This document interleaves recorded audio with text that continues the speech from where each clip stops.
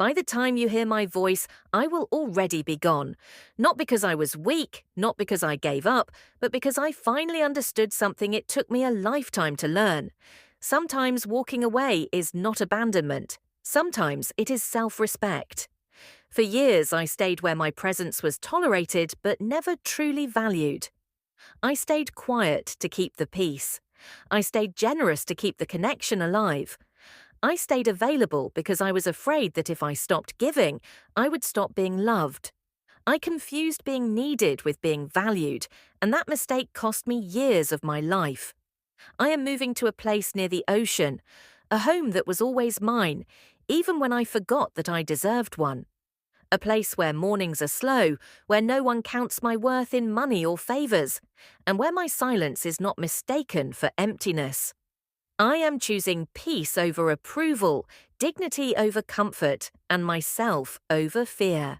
From today onward, all financial support has ended. The monthly help, the emergency money, the quiet payments I made without questions, they are finished. Not because I am angry and not because I stopped caring, but because I finally understood that my generosity was slowly teaching others to take me for granted. I was solving problems that were never meant to be mine, and in doing so, I was teaching people that my only role was to fix, to give, to sacrifice. For decades, I gave everything I had. I gave my time even when my body was tired. I gave my savings even when my future felt uncertain. I gave my energy even when no one noticed how exhausted I was becoming.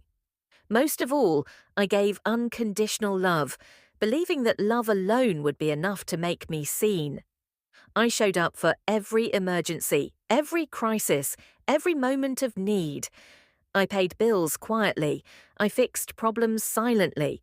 I carried worries that were never shared with me. And each time I helped, I hoped, foolishly, that maybe this time someone would ask how I was doing, how I was feeling, or whether I needed anything in return. But slowly, without anyone noticing, I stopped being a mother and became a resource. I became a solution instead of a person, a backup plan instead of a priority. You didn't see my sadness because it was inconvenient. You didn't hear my silence because it asked for responsibility. You only noticed me when I hesitated to give. That was the moment I realized something had gone terribly wrong. I changed my will. Not out of revenge, and not out of bitterness, but out of self-respect. What I leave behind will go to those who understand that generosity is not weakness, and love is not something you consume until it runs out.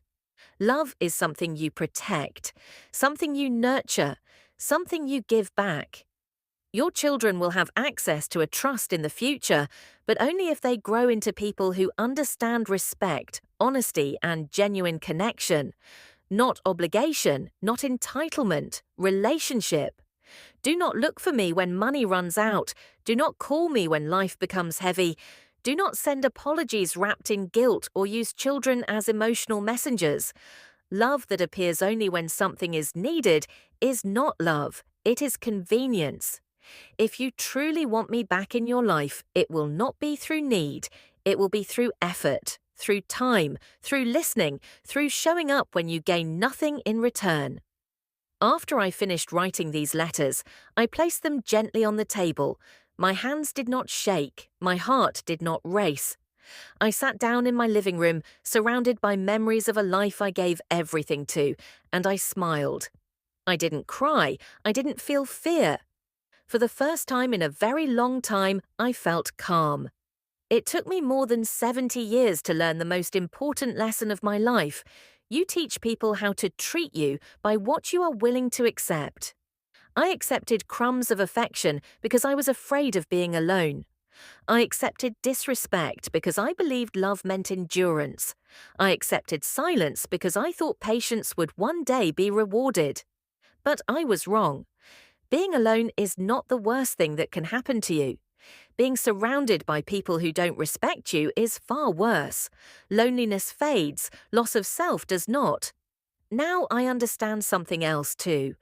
I was never truly alone. I was simply abandoning myself to keep others comfortable. And the moment I stopped doing that, everything changed. As the sun rises and the ocean waits, I feel something I haven't felt in years. Freedom. Not the kind that comes from escaping responsibility, but the kind that comes from reclaiming your worth. I am not running away from my family, I am returning to myself. For the first time in my life, my future does not scare me, it excites me. Because this time, I will live for who I am, not for what I can give. And that is the greatest gift I have ever given myself.